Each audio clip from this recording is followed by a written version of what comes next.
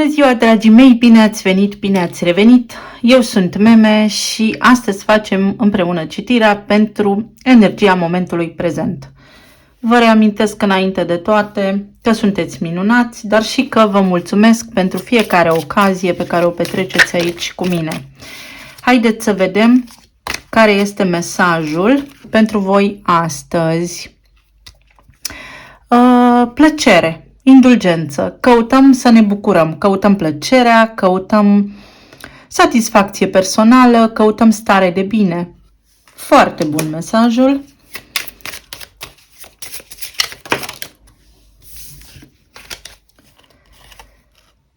Ce avem aici? Ce avem aici? Mesagerul. Primim un mesaj sau cineva ne transmite un mesaj care ne va bucura personal sau noi așteptăm să primim un mesaj care să ne încălzească sufletul, care să ne facă bine. O ușoară rigiditate, dar și o situație care se schimbă. Poate starea noastră actuală de spirit este una mai joasă sau poate nu se întâmplă nimic fabulos momentan în viața noastră, iar acest moment în care primim mesajul sau aflăm niște vești, aflăm noutăți despre ceva ce noi așteptam, ne bucură foarte mult.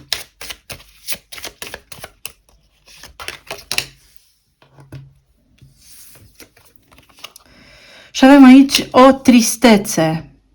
Pe semne că acest moment este foarte așteptat de voi, acest mesaj este foarte așteptat de voi și este ceva ce vă schimbă starea la 180 de grade. Un mesaj, o veste îți schimbă ziua, îți schimbă practic starea de spirit. Haideți să vedem de la cine sau cum sau în ce fel.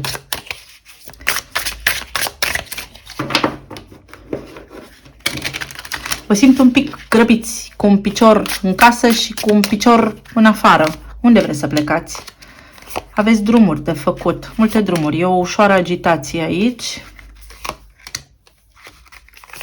Sau o nerăbdare. Nerăbdare să aflu ceva.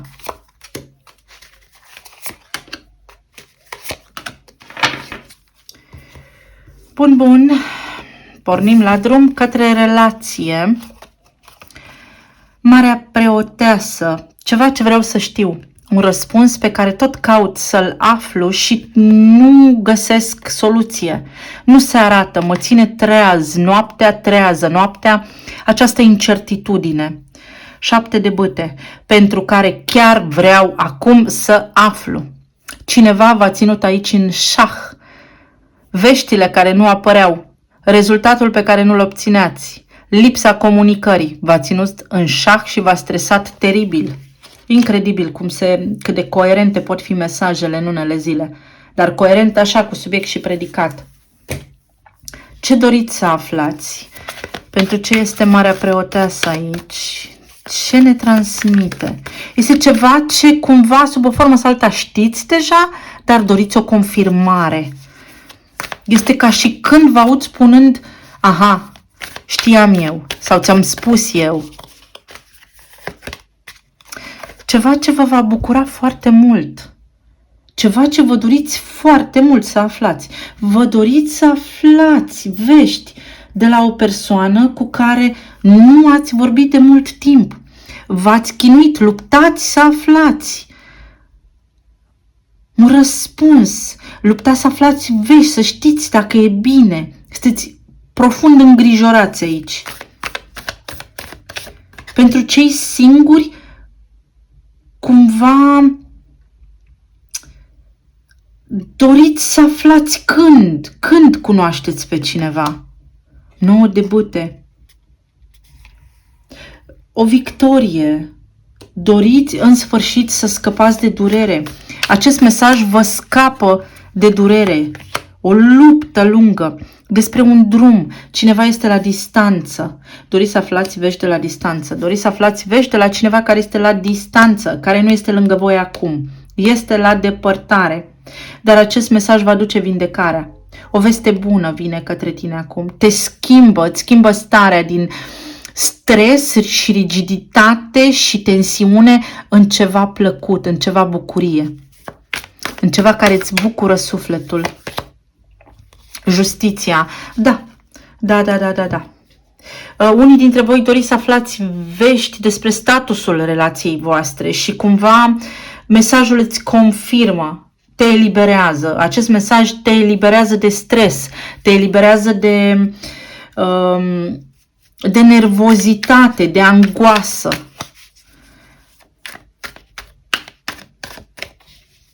Pentru cei singuri, doriți să vedeți dacă faceți un drum.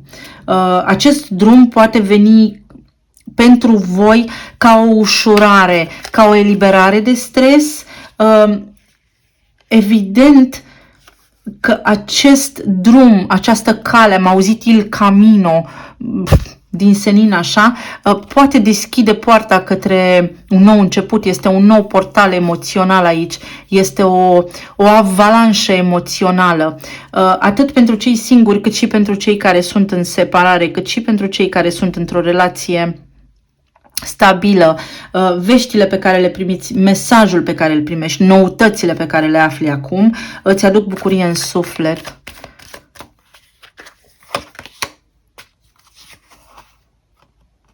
Scap de o povară, scap de luptă, te eliberezi de luptă, depui armele, cumva, efectiv, eliberare este ceea ce simt. Vedeți, 9 de bâte, da, cauți să te eliberezi de o povară. Mesajul acesta te scapă de o povară.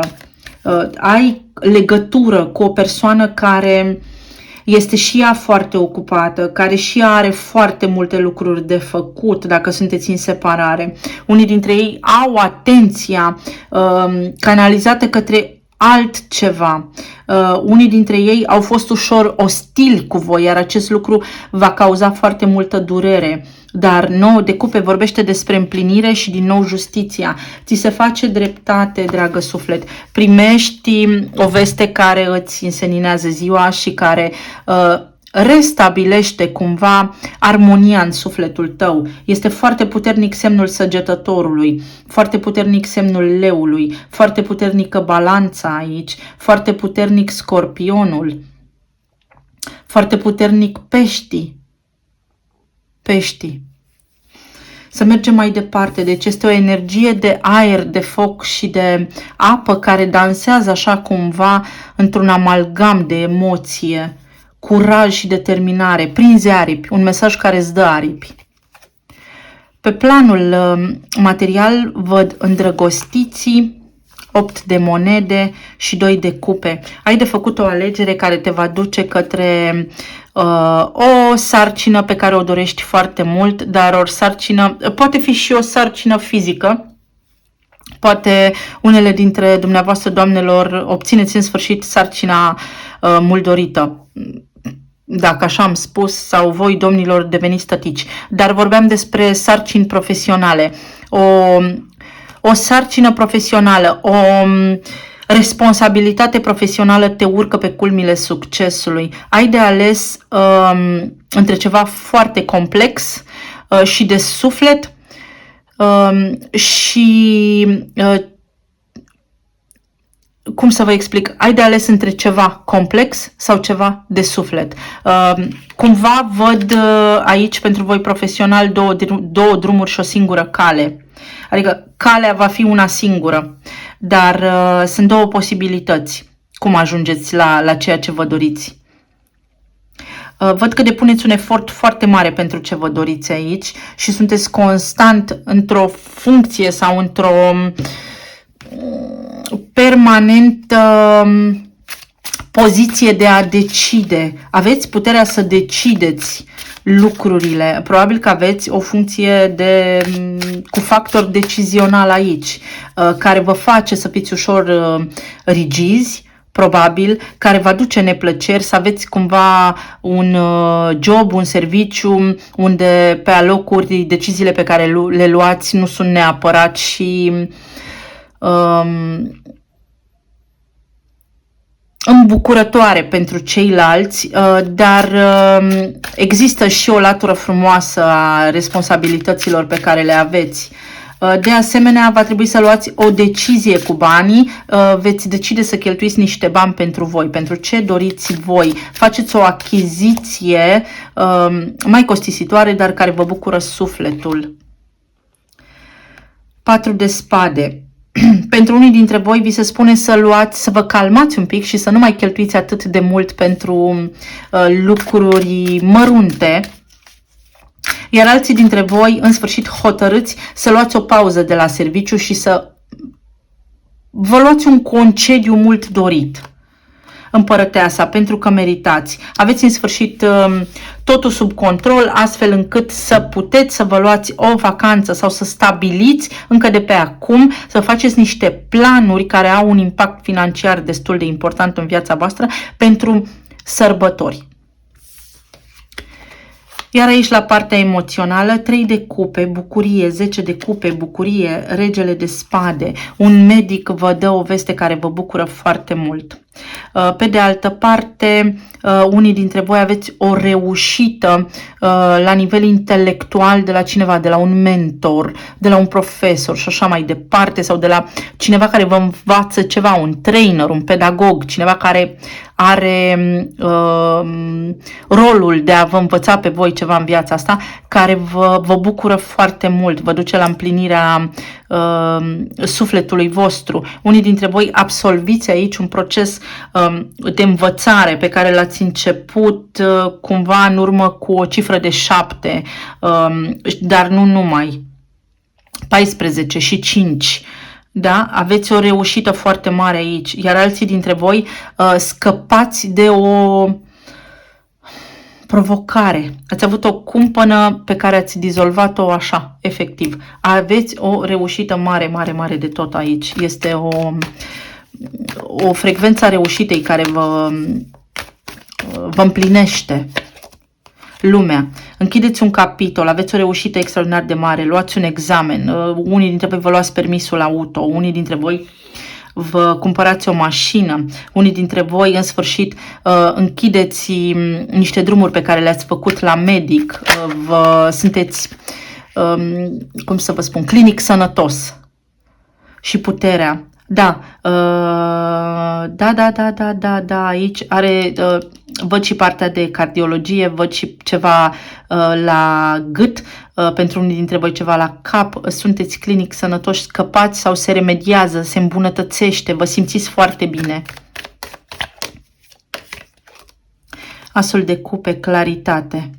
Da, iar unii dintre voi semnați niște acte, primiți o diplomă prin care vă sunt recunoscute meritele public.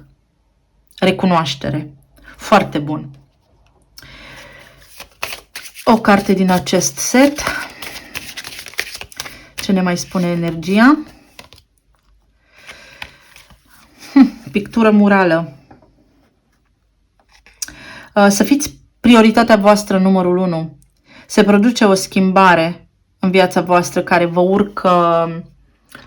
urcă niște trepte importante la nivel de statut social, sau cel puțin vouă vi se ridică, vi se elevă vibrația, da? Vi se elevează. Iertați-mă, am și eu zile în care gândesc în toate limbile posibile.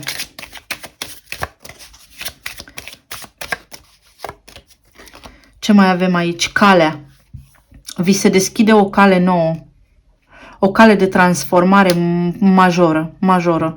Deci aici unii dintre voi, în urma unui mesaj, în urma unei validări, fie de statut social, fie validări, recunoaștere publică, primiți o recunoaștere pe scară mare, pe scară largă, la nivel mare.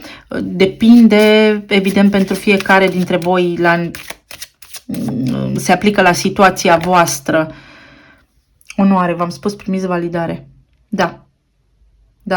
Un fel de magna cum laude. Asta e ce aud. Da.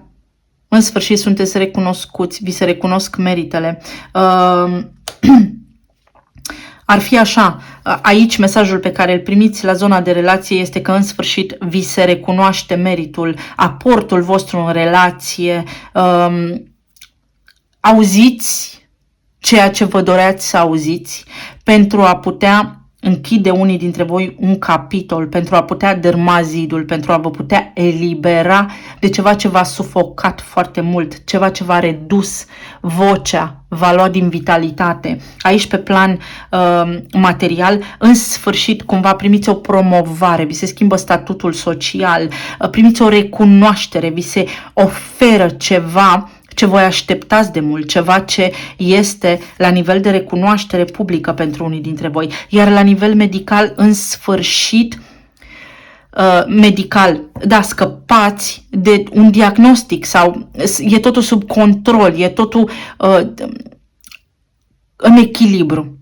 Iar la nivel de stare emoțională primiți validare, primiți o diplomă, primiți o recunoaștere care va aduce foarte, foarte, foarte mare beneficiu și împlinire sufletească. Mai am, uite, o carte din asta.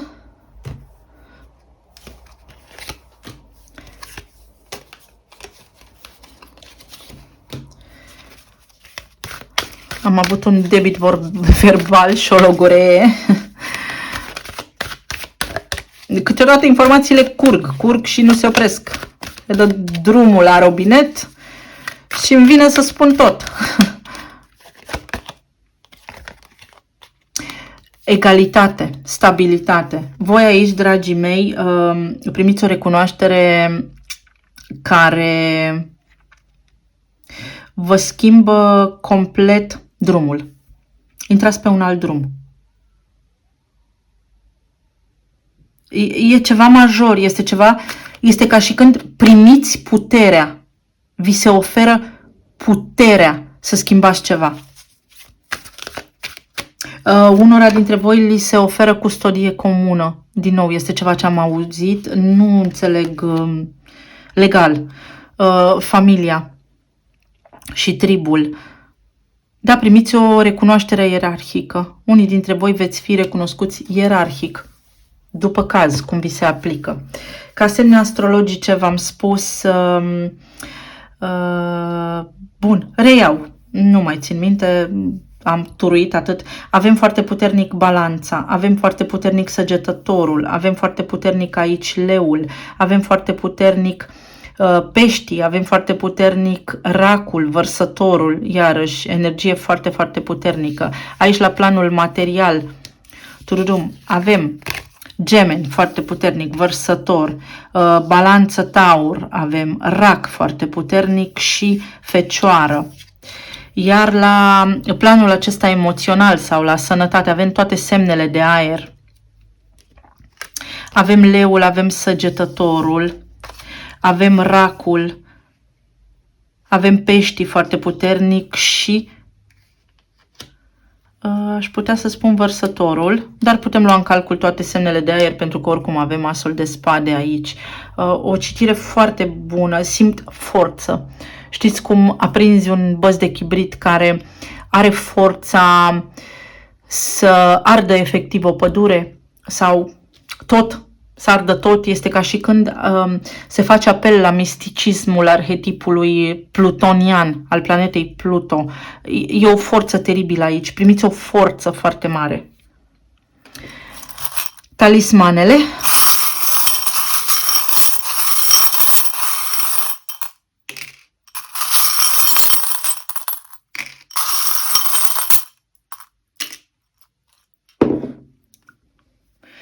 Uitați aici la relație, vedeți cum ați stat în gardă și cum aveți aici cobra asta. Vorbeam de Pluto. Pluto are legătură cu Scorpionul, este guvernatorul Scorpionului care, ca și etapă evolutivă, are și șarpele printre ele. Și curățați ceva ce v-a târât foarte mult prin stări joase, pe drumuri, posibil și prin tribunale. Voi știți cum rezonați. Avem aici inițiala G. Bun, la partea aceasta materială sau profesională avem un iepure un drum nou, necunoscut, ceva ce nu știți, pentru care vă este un pic teamă, dar o promovare, o ascensiune formidabilă. Am 2 coroane, și de regină și de rege. Un întreg. Primiți un întreg. Primiți ceva formidabil aici, de bine și de bun. Iar la planul emoțional avem o cheie și spune prieteni și iubire întotdeauna, o cheie, aveți o cheie, un succes formidabil. Inițiala Z și bufnița. În sfârșit vă puteți odihni. În sfârșit aveți cheia să deschideți ușa pe care voi ați dorit-o foarte mult, deschisă pentru voi. Dragii mei, cam atât pentru astăzi. A fost o citire în forță. Să fiți bine, să fiți iubiți, împliniți și vă aștept în comentarii mai jos. Eu vă îmbrățișez tare. Pa, pa!